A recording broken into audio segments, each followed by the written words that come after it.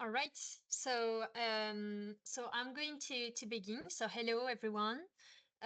So we are going to begin our webinar titled Waste Management to Address the Climate Crisis.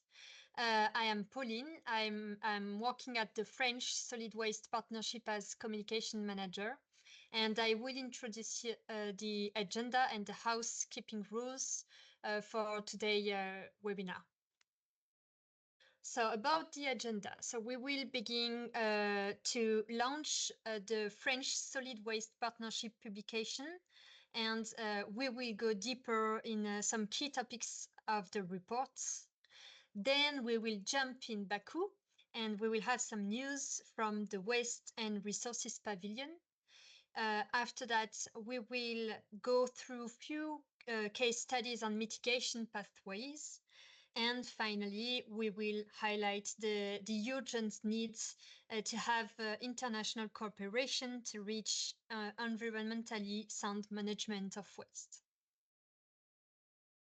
About the housekeeping rules, so please note that this webinar is right now being recorded and it will be shared publicly.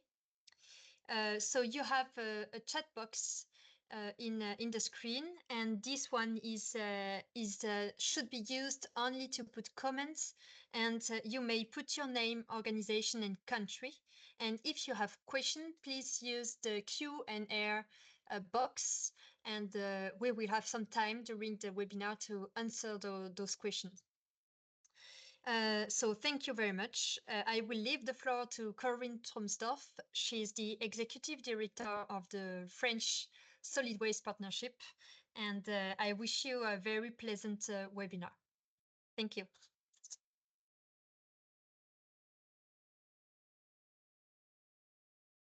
So hello, everybody. Thank you, Pauline, for your introduction. Before diving into our topic today, I just want to say a few words on the French Solid Waste Partnership. We are a multi-stakeholder platform regrouping all the French stakeholders concerned with waste management. That includes the state agencies, local authorities, companies, NGOs, research and training institutes. And our ambition is to have a stronger voice together, to raise the topic of waste management at the highest international level. This is also why we partner with ISWA and other international organizations, because we are stronger together. I'd like to give you a glimpse of the publication we have just finished. Waste Management to Address the Climate Crisis, a Circular Economy and Mitigation Pathway. Why did we think it was important to connect waste management and the climate crisis? First, because waste management is actually responsible for about 5% of global emissions. And if we continue with the business as usual scenario, these emissions will increase by 70% by 2050. Second, because mismanaged organic waste is responsible for 20% of global GHG emissions. Of global methane emissions. And third, because the potential of the transition to a circular economy, an economy in which products have a longer lifespan, in which products that actually become waste are more efficiently recycled. In this scenario of a transition to a circular economy, waste management has the potential to reduce 20% of global GHG. And that means that waste management is almost like an indicator of our ability to achieve sustainable development. We're at the heart of this transition. All this has led us to decide to work on this publication. And it's also a follow-up of our involvement at the COP28 last year. The publication is structured in 5 chapters, on which I'll give you a glimpse in the next few minutes. Chapter 1 is about the global context. It sets the scene for the report. It defines what we mean by waste sector reporting versus organizational reporting. What's important to understand is that when we refer to the waste sector, it actually includes solid and liquid waste management, but it excludes transport of waste or waste to energy, which are actually accounted for under other sectors. So this is for the whole national reporting and international reporting that we see at COP. But when we have an organization that assesses its GHG emissions, they include all of these activities. In this chapter 1, we also define environmentally sound management of wastes and the global warming potential of different greenhouse gases resulting from waste management activities. What's important to understand is that beyond fossil CO2 emissions, waste management emits methane and black carbon as a result of mismanagement of organic waste and open burning. These are short-lived pollutants with a very high global warming potential. That means that if we reduce them, we can curb the trend of global warming in the short term, and that can buy us time for other actions that require longer transitions, such as the transition towards a circular economy. Chapter 2 is about the methods to assess GHG emissions. It's critical to understand our emissions and where they come from in order to be able to reduce them. We introduce in that chapter the notions of system boundaries and of the scopes of emissions, scopes 1, direct emissions, scope 2, indirect associated to energy, and 3, indirect emissions associated to other activities than energy. We also introduce avoided emissions. And indeed, as we talked about the potential to reduce up to 20% of global GHG emissions through waste management, it requires us to be able to account for avoided emissions associated to producing less goods, to using recycled materials in place of virgin materials, and to using recovered energy in place of fossil energy. Chapter 3 is about ways to reduce emissions. We highlight that emissions are the highest for mismanaged waste here in the red box on that slide, and for safe final disposal options, for the safe final disposal of the waste that could not be prevented nor recycled. Other waste management activities also have GHG emissions associated to them, but they're less significant. Another notion that we convey in this chapter is that waste prevention, materials recycling, and energy recovery, which are those small purple clouds on that figure, lead to avoided emissions that I've already mentioned earlier. And in that chapter 3, we also come back to the notion of environmentally sound management of wastes, the ESM of wastes, as something that is actually central to all of these most significant mitigation pathways. We need to reduce the amount of waste, sort at source so that it can be better recycled, treat, and ensure we have a safe final disposal. And what we convey in this publication is that all these activities are often the mandate of local authorities in charge of managing their local wastes, but they cannot do it alone. And that's the left part of that slide that highlights the need for local authorities to be supported by several mechanisms and many stakeholders who play their respective roles. In chapter 4, we highlight the need for policies and regulations to enable this environmentally sound management of wastes and drive decisions towards reducing GHG emissions of waste management. These public policies have to be ambitious yet realistic to drive incremental change through a set of incentives and requirements. They also establish the cost recovery mechanisms that are needed to ensure the operational costs are covered. They also assign roles and responsibilities that are needed to implement waste management and also to support cross-sectoral synergies. It's also interesting to note that actually these national policies are driven by international policies, but they are also themselves shaped as the result of a few ambitious national strategies. So it's both ways.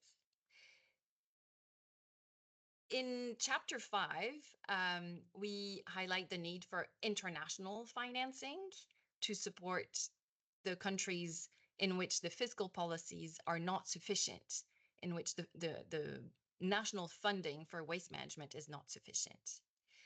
The report provides a focused insight on carbon markets and hints on a few other financing mechanisms that are in place.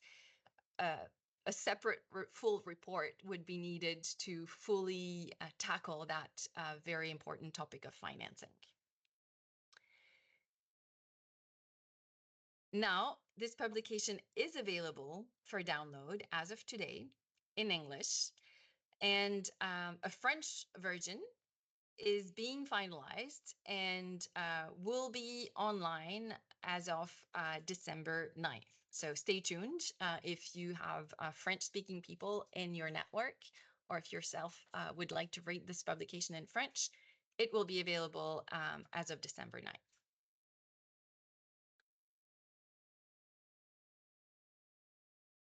Now, I'll give you a few seconds to actually scan that QR code if you wish to, just to make sure that you have the link, but we will also share the link with all the participants after the meeting is over. We will now start a sequence live from Baku. I'd like to invite Aditi Ramola, Technical Director at ISWA, to join us live from the Waste and Resources Pavilion. Hi. So, hi Aditi, so good to see Hi. you. Nice to see you too. Can you hear me? We hear you well. Great. Awesome. Okay, good. So, Well, how now that you are at COP, can you, first of all, can you give us a glimpse of what that Waste and Resources Pavilion looks like? And tell us a bit about that Road to COP initiative by ISWA and yes, how you've got there. absolutely. So, hi everybody. I just saw a friend join in as well. Live from COP, live from Baku, it's COP29. Let me walk you through to the Waste and Resources Pavilion. I'm going to not show my face anymore. So that's our pavilion. This is the second time we are here at COP. You walk in this way. You see our little area for our conference program. We have a little lectern. We have a nice dais for speakers and so on. It's been extremely busy the last couple of days. If you move to the next slide, Corinne, I'm going to show you the entrance of how, yes, exactly. So this is how the entrance of the COP looks like. You walk into those, into the pavilion area. On the right-hand side is the blue zone area where all the negotiations are taking place. And if you go across the street over a walkway is where the green zone is. And the green zone is where ISWA Pavilion is located. You can still see me, right? What do you see behind? See you. Okay, and so This is the second time we're at COP20, at a COP with such a big pavilion. This is the second time we're having the Waste and Resources Pavilion. And we've been at COPs before, but this is we really wanted to give voice and a platform to the sector, as Corinne was saying, and give our sector a home. So we were supported last year with a lot of our partners, including the French Solid Waste Partnership.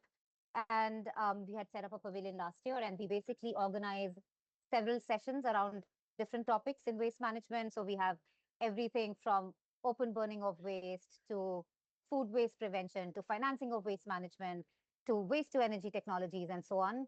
And many people have been stopping by, a lot of interest in that as well. So it's been good so far. It's been good. Thank you. So, could you give us some insights on how wastes is now included in the discussions happening at COP? Absolutely. I mean, I might be biased. Of course, I hear waste a lot, obviously at the pavilion as well. But a lot of discussion is happening about the methane topic. It's directly linked to climate change. And as Corinne presented as well, we have a big role to play.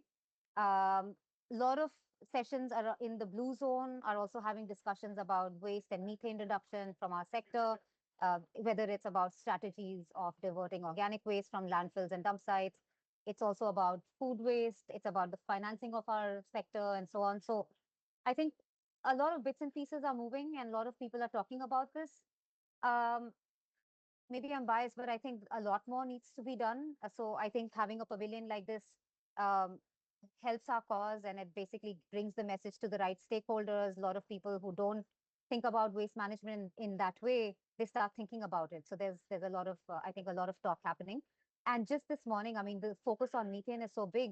As you know, there's the COP presidency declaration for the first time, and they've highlighted waste management as a critical area within the official declaration.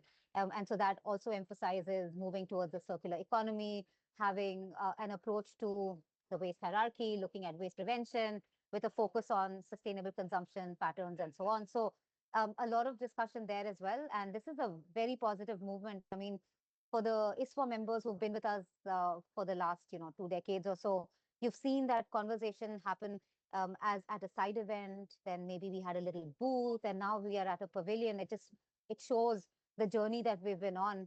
And just this morning, a UNEP CCAC-led event launched the Reducing Methane from Organic Waste for Climate Action happened this morning in a high-level event. And ISWA has supported the declaration. We were given 3-4 minutes to actually present our view on it, and we gave some remarks. And so we've, among many, many things, we've also stated that prevention should be key. Reducing, reusing organic waste will actually unlock like a cascade of benefits, and not limited to just climate mitigation. We're talking about food security. We're also talking about jobs creation, circular economy, not to mention health and air quality benefits. So a lot of these things were discussed in the morning as well. So I'm feeling positive about it. But again, that's my bias because I only hear waste and resources everywhere. Yeah. Excellent. Thank you very much. This is actually really good news that the topic has been raised so high now, and that for the first time we have a declaration by the COP presidency that includes waste management. Another point I would be interested to hear from you is we hear a lot in the media that this COP is called the finance COP because it's kind of stuck in between two other COPs, and that the focus will be mostly on finance. Does this, what have you heard about this, and how does this affect the waste sector? Good question. So ISWA is an observer organization. So one has to understand that all these negotiations happen between member states of the UN, right? So it's mostly government negotiating within each other. But a lot of talk has been happening, and I've been following the news as all of you have also. So it's being dubbed as the finance corp because it's not only the waste sector, right? It's the whole gamut of sectors that are emitting greenhouse gases. So there's a very strong emphasis on mobilizing climate finance, both for mitigation and adaptation efforts, And that you had already seen happening from COP28 onwards. So what does that mean actually? It's about increased investment. It's about enhanced funding opportunities for our sector, for our waste management projects, especially in low and middle income countries. They still call it developing countries, but I'm really pushing against the use of that, to improve maybe recycling infrastructure, also modernizing collection fleets, collection systems, and so on. It's also about engaging the private sector. So ISWA is really well placed in that as well, because it's about creating private instruments where people can start investing and also look at waste management solutions. Innovative financing, I won't go into all of that. I mean, there's the whole carbon credit mechanism and so on and so forth. So it's looking good for us because Article 6, Corinne, something that we had talked about last year, and again, it's in focus this year as well.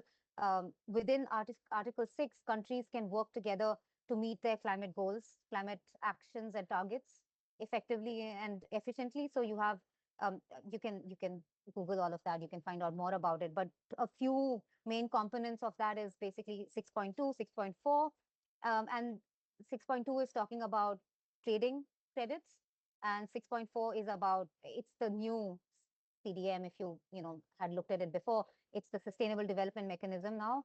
And so these topics are being discussed and negotiated. And it's important because that's going to be mobilizing the finance, and we want to, as a sector, also tap into that. But I have to say, if you've been reading the news like I have, it's a bit of a point of contention. Not all countries are agreeing about who's going to mobilize, who's going to pay for it, and so on. But yeah, we still have 4 days left for the COP meeting to get over. So hopefully, some good news will start coming out in the next couple of days or so.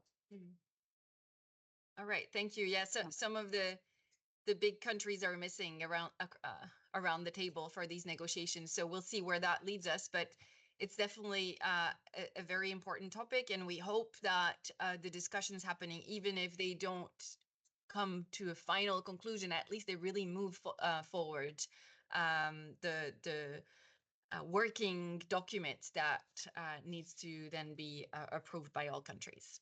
I hope so. I hope so. You're absolutely right. I don't want to call out any countries, but big significant economies are missing around the table at the moment. And, we're talking about a new collective quantified goal and it's $100 billion and so on. So we'll see what comes out of it. You should keep tuned. And yeah, it's been nice talking to you live from COP. And big thank you to ISWA for pulling together such a great Waste and Resources Pavilion. We're happy to support you guys on this and to continue doing so in the next at the next COPs. Absolutely. Yeah, I just want to mention one last thing, Corinne. I mean, as you know, it's a journey. We're still on a journey, and it's more about moving to COP30 as well and the next COPs. So we are hoping for good partnership in Belém, where the next COP is going to be, COP30, and of course, counting on FSWP and all our other members as well. So yeah, I look forward to that discussion in the next year. Thank you. All right. Thank you very much, Aditi. To all our participants, I just want to let you know that there is a Q&A channel on this webinar. If you have questions for Aditi or questions on the publication that was presented earlier, feel free to post your questions in the Q&A, and we will have a time reserved for answering your questions right after the next sequence.